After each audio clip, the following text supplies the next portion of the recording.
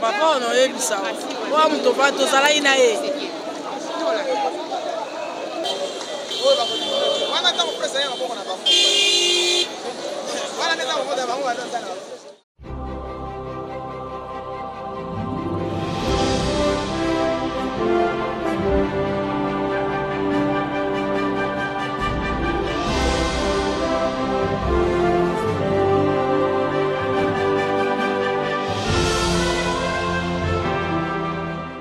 Bon, mokolo lelo toye ko rendre hommage na président na biso ya UDPS, Dr Etienne Tshisekedi. Mais à part ça, c'est pas seulement notre président, mais nous venons aussi rendre hommage à la personne où la plupart des Congolais ou la majorité des Congolais considèrent comme les pères de la démocratie congolaise. Papa Etienne Tshisekedi po na ngai azali tata na ngai. Bon ba œuvre koko na nga sali po na mboka veut dire que koko alingaki mboka oyo. Koko aluki mboka ti lelo nde mwana na ye azwi bokonzi oyo. Tato enda mukalenga mwenze malu mimpa disanka tu sanka bikole bwa malu mwenze panshi kwa bulo malu abunyi chene mushinda kwamba to tu injisanka dia bunyi. Présence na ngai awa ezali kotalisa oyo ezali pona ngai motuya mingi makasi koya ko assister na sortie ya corps ya papa na biso le docteur Etienne Tshisekedi wa Mulumba o azali pona biso héros national asali ebele yende azali père ya démocratie ya mboka na biso Congo nde toye awa pona kotala lolenge nini nzoto na ye kobima awa na morgue awa na cinquantenaire bongo toke nango malembe tikino na stade de Martyrs oyo ngai na tika nango na motuya na ba message na ye le fait que ya kotia peuple na centre ya makambo nyonso donc on a tika nango na motuya ezali ke le peuple d'abord alingaki kotia nde peuple liboso na makambo nyonso et pona ye ezali nanu peuple ezali nanu tekelo soki nini te parce que mboka oyo ekoki kotambola te soki peuple azali te bakonzi bakoki kozala te soki peuple azali te lokola atiaki biso peuple liboso pe kombana ezali ka pona biso peuple yango nde oyo ezali motuya makasi pona ngai l'Etienne aza idéologie aza icône aza référence. Il y a la politique congolaise. Alors, pour Papa Etienne, d'abord Bolingo. Alors, pour lui, premièrement, c'est le peuple. Donc, c'est-à-dire, les politiciens, avant tout, ils doivent d'abord penser au peuple. Alors, Bisso, les bâtisseurs, tout le monde, non, ils ont travaillé la même idéologie, Papa Etienne Tshisekedi, tout le temps, la même morale, malgré Akoufi, mais œuvre naïe Tikali. Parce que hier pour les peuples d'abord, hier habite dans l'état de droit, Moutounion so azandenge moko. Et que nous la biso ba trafic d'influence, yebi mingi yo no zana ba relation mingi et pas na ezabongote. Donc c'est l'état de droit. Donc c'est un peu ça. Aza référence il y a la politique congolaise, aza mutumoro bo o ate biso mingi lelo na kolobake. Politiciens no so congolais, il faut azwa livre vie ya Papa Etienne Tshisekedi ala tango na nzoto na ye pour na Congo que ne liboso. Tout le monde Papa Etienne a trahi bisoté, a trahi ko bebisa moka Congo te.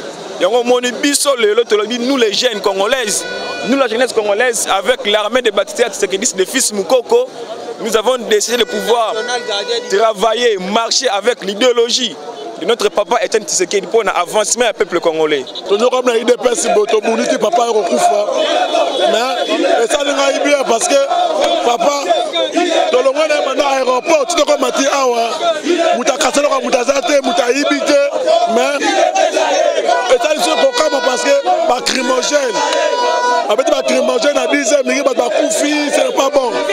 Mais à part ça, on a matangate, ça fait. Donc c'est makasi. Bon, depuis qu'il était encore vivant comme souvenir, c'est-à-dire il nous a enseigné de ne pas avoir peur. Donc il nous a enseigné la démocratie, il nous a enseigné les droits de l'homme, ce qu'on ne savait pas. Donc il nous a dit non, voilà les droits de l'homme, voilà ce que notre pays, voilà les droits. Donc comme il était docteur en droit, il nous a enseigné comment gouverner, comment vivre dans une société. Nalati matiti boye nalati photo munene boye tozala matanga ebembe ya papa na biso koko na biso eya kilobi tolalite tolete tozolela de tosepeli makasi ndenge corps ekiti na mboka na biso ya za mwana Congo fallait ya akundama awa makamnyo se salama awa après kokundama makamnyo so bien e bandi mbala moko de tozana esengo pona ebembe ya papa na biso koko na biso yango moni tolati matiti boye tolete tolalite totondi a depuis lobi tozana na aéroport to elisusu awa na 51 pona rozela ti torosisa makamnyonso baninga o bavandi na ndako bazokamusanga so bazana ba télévision balandi na télévision soki bazana ba transporter bayebi ke balingaka papa na biso makasi balinga baya makolo ne biso lobi totambola makolo lelo so totamboli makolo toye awa donc na regretter pona nini bavandi na ndako po bazako zela ebembe o eya ndeko ya eye siko bazosala nini bamata balanda biso tina stade des martyrs tozozela bango souvenir ya liboso Etienne Tshisekedi. Moi je me souviens na na OTCZ na 1987 88 na premier meeting na Pongabi ya de pêche tozotam na ba écharpe na kingo Etienne Tshisekedi apesa ngai posa ya kolata cravate. Il était le seul à kolata na cravate na période wana période ya maréchal Mobutu mutabana kolata cravate te ka écharpe na kingo apesa mutu courage ya kosala même politique tinde to ekokoma na 1990, tu as comme un pluralisme politique. C'est-à-dire que Tshisekedi pour na koko tangezi belé. Pour ceux qui n'attendent pas comme 18 heures. Deuxième souvenir a été Tshisekedi à la Kisi. Bokasité na une conférence nationale souveraine. Tant que premier ministre, discours nezaga mukuse. Changement de mentalité, redressement ya mental. Oh, bango babana ko lobebele wana ça dit il était sorti favori à partir ya phrase moko wana abibi premier ministre de la conférence nationale souveraine. Etienne Tshisekedi surtout to évoluer ce qu'il est là. Oh nyonso bakoma ko loba gauche droite onga na za politicien onga na za opposant ba uti na école ya Etienne Tshisekedi. Ezala o nga mutu ala muka o nga mutu ya FCC ba uti l'école de formation Etienne Tshisekedi pour le loba koma ko loba o nga na za démocrate. Démocratie au Tshisekedi. Il y a des directeurs, il y a grand centre de formation, il y a RDC, bibliothèque vivante de politique congolaise. Etienne Tshisekedi Wamulu. Tshisekedi non seulement a un exemple, mais il est le chemin à suivre. Puisque ceux qui ont la mentalité, la vision, Mboko s'est développé dans moins de 20 ans. Puisque non seulement il est visionnaire, mais il a commettre Makambo en ordre. Pays sans démocratie, il faut avancer. Pays sans intégrité morale, il faut avancer. Ça fait longtemps que tu as dirigé toujours par des antivaleurs. C'est par terre. Mais il faut des hommes qu'il faut à la place qu'il faut. Moutou, Aza capable de diriger un ministre. Le ministre ne sait pas quoi faire dans son ministère. Le ministère a réalisé à taille côté. Donc vous voyez, on a ramassé beaucoup de politiciens ça et là, mais la vision il y a Tshisekedi, le père. Il fallait qu'on tient Moutou selon mérite naïe. Donc ça c'est du côté il y a Moussala. Maintenant côté idéologie, il y a Papa Tshisekedi. nde eza pilier ya développement ya mboka oyo. Parce que tiki biso tozana tozai formé parier, tozai ko va na ko solana nyonso o atikela biso yango to remettre en pratique quand les continuer. Depuis qu'on ça des analyses, t'as quand même parlement debout. Donc tu le monde chaque temps parlement debout aux alaka voilà. Parfois tu as mis tout dans boîte d'un pouvoir. Pourquoi voter les maras? Et ça juste pour nous former votre muso tikali. Sur une victoire en Éthiopie na Mangai. Tous alaka chaque temps. Parlement debout koufite même petit 12 heures les alaka voilà. Tu comprends mangote. Et ça idéologie naé. Donc on y a tiki et ça tellement mené à tel point que koufa les lotes que s'éteindre les lotes. De telle enseigne que bon mon na liwana e talande ngamplaire ezali ozomona mais il y a 2 ans o ya kufaki mais mutuno tozobaki non kolo idéologie ndeye wana vrai héros ndeye les pères de la démocratie ndeye bon naebi liloba la tika na bijou msobaka que tout s'arrête à minuit des jours ndeko bemba bimaka lobi papa maman batela mwana donc c'est très fort. Lilobana et tikalanga paela mutema. Donc c'est un homme constant, un homme wazaï ko bangate. Et na to moni suki aloba suke alobi bola la pongia ba bébé. Mukoto ozo pouvoir, munduki obeta te et lo mo esa mate tozo na kimia nyonso. Yango ezo salama. Tozu pouvoir na kimia, est-ce que munduki betami et betamite. Mais ils sont restés tranquilles. Donc tout le monde a alobaki et so quelqu'un au koksama. Donc c'est vraiment quelque part c'est un prophète, c'est qui est juste. C'est un homme qui était très sage. Vous comprenez? Donc il savait nous dire oh ekoya, mikolo ekoya. Vous savez qu'on prédit, c'est ça. Nazoe bakutu nde na koko lobate nazoe bakunde ezaka lelo te na tiki bana banda lobi na 7h na bando tika bana na bando na tiki nyonso ya ngai pona ya ko rendre hommage na mutu azaki très important kaka na Congo te azalaki na bamboka nyonso ya azaki ko nyata makolone azaki très important azaki mutu moko ayebaka pasi ya surtout biso ba congolais akufi na pasi na biso akufi na souci na biso toko bosa na été peut otikala ko bosa na été des années même bana na biso même tina 4e génération so toko betela ka bango lisolo ya tata oyo omoni ba mikolo baloba mutu malamu osala mingi ke oloba ebele ye abande koloba mukie parce que ayeba ki ebele na koyeba na ebele nde bando ko sala ke aloba mukie po ebele nde bomba maki o yalinga ki ko sala pe abande ki ko sala misusu esenga ki ke asala mbo o yango no moni ke abande koloba mingi te asa koloba ka mukie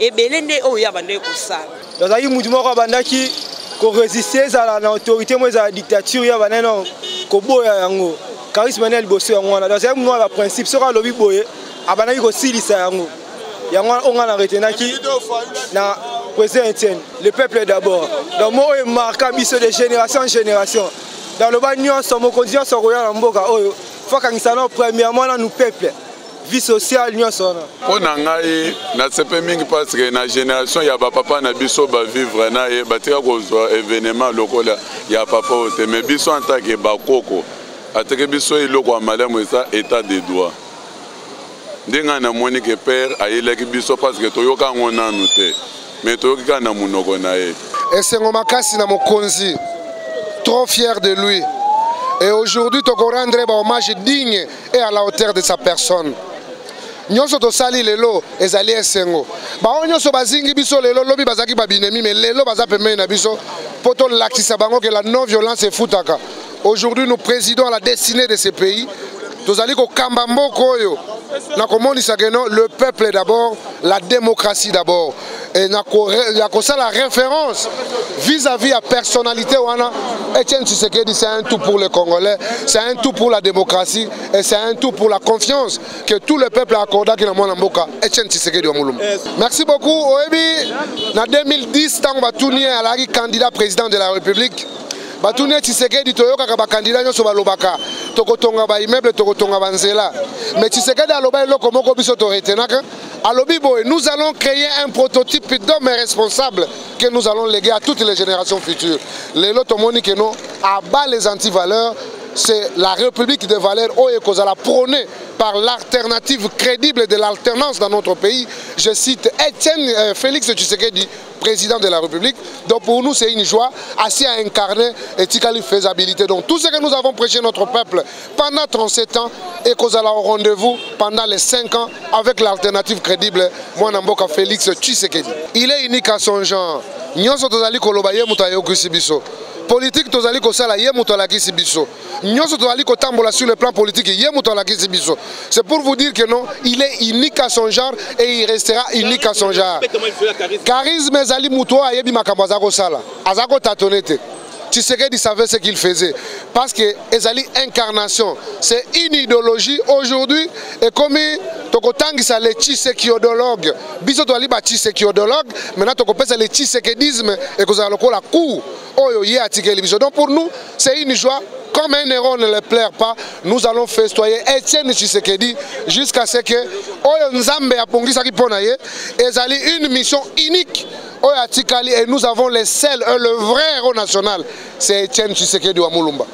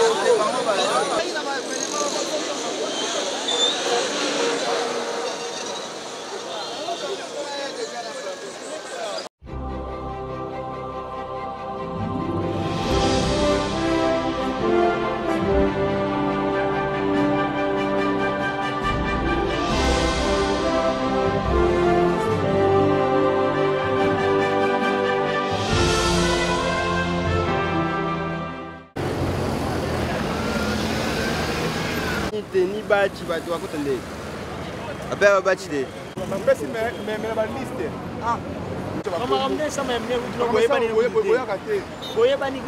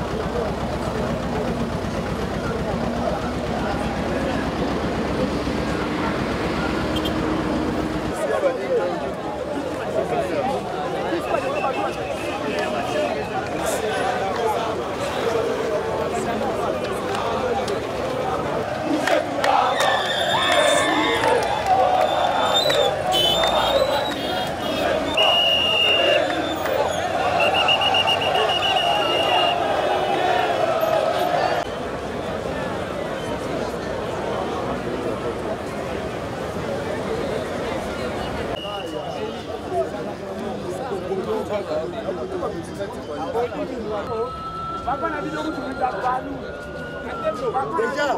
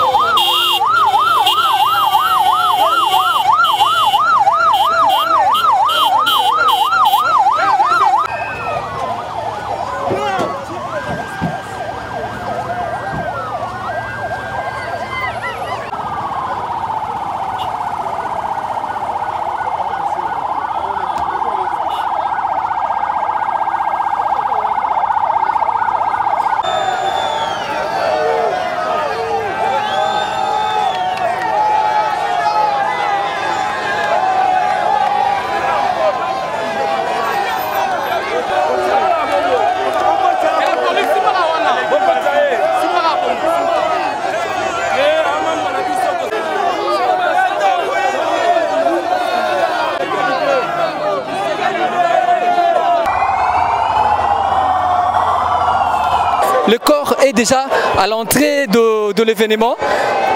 De gauche à droite, il y a toujours ce dispositif, il y a sécurité. Et puis ça nous fait tellement du bien. Merci beaucoup Junior d'imputer ça. Merci d'avoir cadré ces images, ça nous fait tellement du bien. Alors regardez comme ça, de gauche à droite, au moment na portour kuna bisika batu bafandaka, batu bazolela. Alors batu mususu, ça veut dire que elongwe kolele komi esengo, kolela mutu esengo. Donc c'est comme ça qu'on voulait juste vous faire revivre une fois de plus. Oh ezali ba dernier moment où tokomona naï. Etienne Tshisekedi est mort, mais il n'est pas mort parce que bah œuvre naïe, il y a un mutuzo sala. Combat et démocratie, plusieurs fois arrêté. Plusieurs fois torturé pour que, une fois de plus, la République démocratique du Congo, à l'époque c'était la République du Zaïre, et qu'on retrouvé démocratie na entièreté naïe. Oh, déjà tout le monde a dispositif, déjà les alliés vraiment bien mis à la place, et que tous les Moutou, tous les Congolais, et secrétaire général AI de l'UDPS qui vient, secrétaire général de l'UDPS, inspecteur général de la police, ils sont venus juste pour tenter un peu d'orienter et voir comment est-ce que ça devrait se passer l'organisation. D'abord, Etienne Tshisekedi, il est de la famille de l'UDPS. Mais Etienne Tshisekedi d'aujourd'hui et pour toujours, ils sont là bien, toujours derrière, accompagnés derrière cet événement pour immortaliser ces grands événements.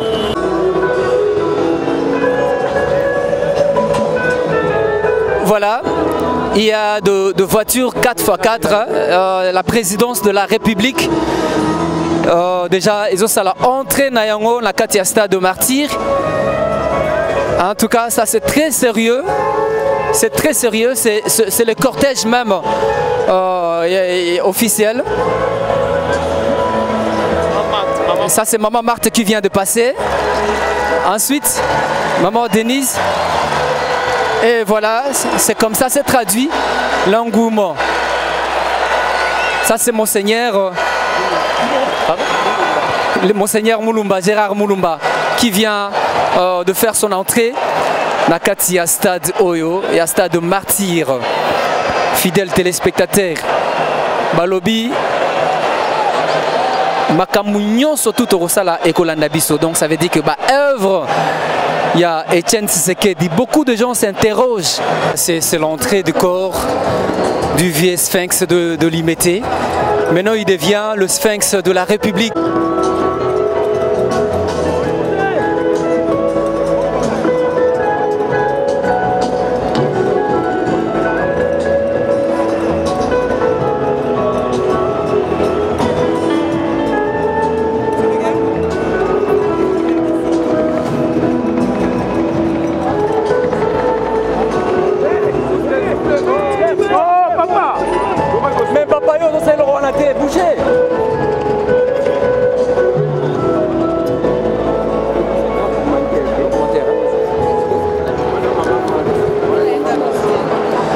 Voilà, fidèles téléspectateurs, tout de suite là, nous vous annonçons déjà l'entrée, disons, si pas dire descendre de la voiture.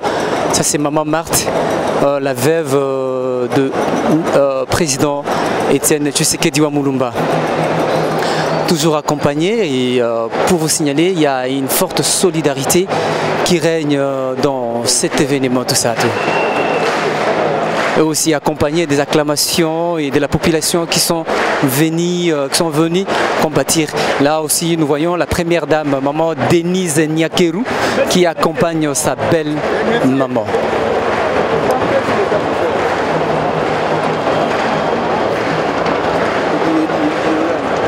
Voilà, donc ça continue. Il y a un monde fou de la presse. Je disais tantôt qu'il y avait aussi la présence de Monseigneur Gérard Moulumba, qui aujourd'hui assume, qui est le patron de la maison civile du chef de l'État. Et aujourd'hui, il vient aussi à cette cérémonie aussi rehausser de sa présence, parce que c'est très important. Et disons, tout au long de de cette cérémonie, vous allez voir des personnalités qui ont annoncé déjà leur présence au mur de la RDC.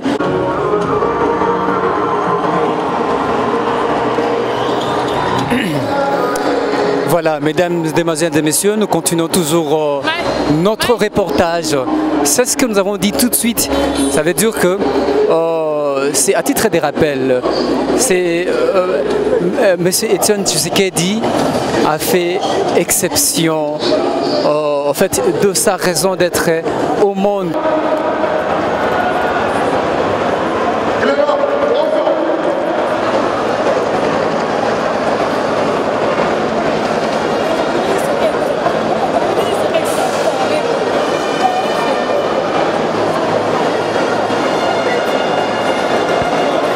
Mesdames, Mesdemoiselles et Messieurs, le moment venu pour que le peuple congolais puisse rendre un vibrant hommage à Etienne Tshisekedi Mulumba, autrefois appelé Sphinx de Limete, parfois d'autres personnes l'appelaient Yachichi et tout consort.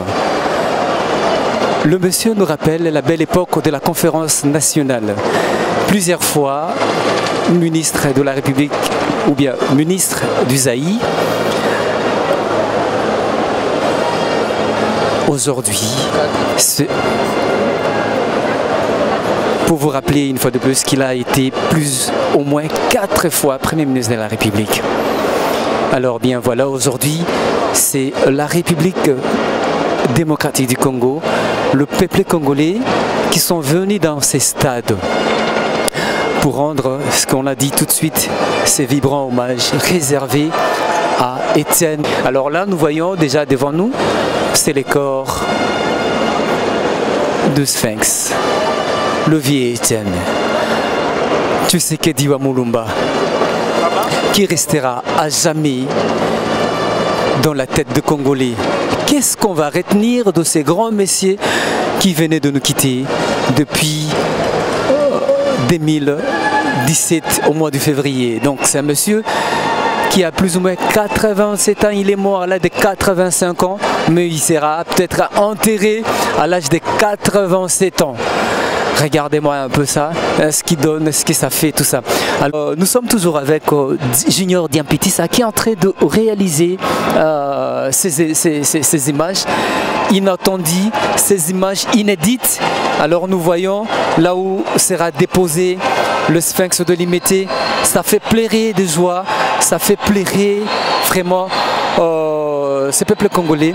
Regardez, écoutez ces sifflets qui retentissent derrière nous. Ça veut dire que juste pour dire que nous étions et nous sommes toujours avec vous. Vous êtes partis, certes physiquement, mais moralement, idéologiquement, tu resteras toujours avec nous. Regardez derrière, regardez devant nous, avec ces stands, je ne sais pas, mausolée, momentanés, qui est installé dans ces stades de martyrs. Et tous ces appareils, tous ces drones qui sont juste mis en disponibilité pour juste capturer, pour avoir de belles images. Ça c'est vraiment un événement inédit que le peuple congolais vit de live. Jean-Luc, tu es sur le plateau.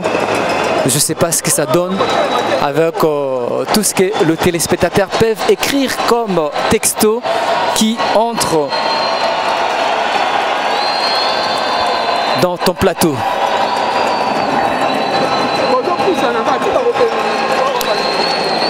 Fidèles téléspectateurs, il y a de drapelés de plusieurs partis politiques qui sont venus compatir avec nos amis et surtout de la famille Mulumba.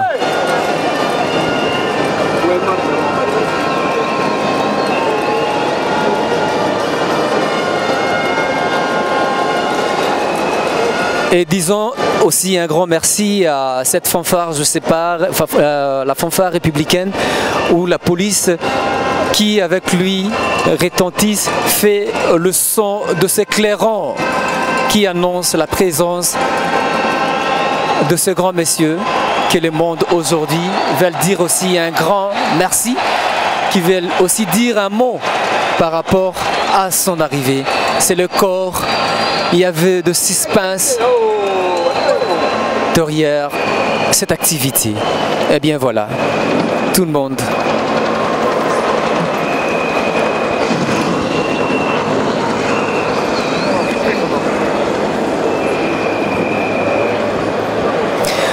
C'est un grand événement, mesdames, messieurs. C'est un moment très riche.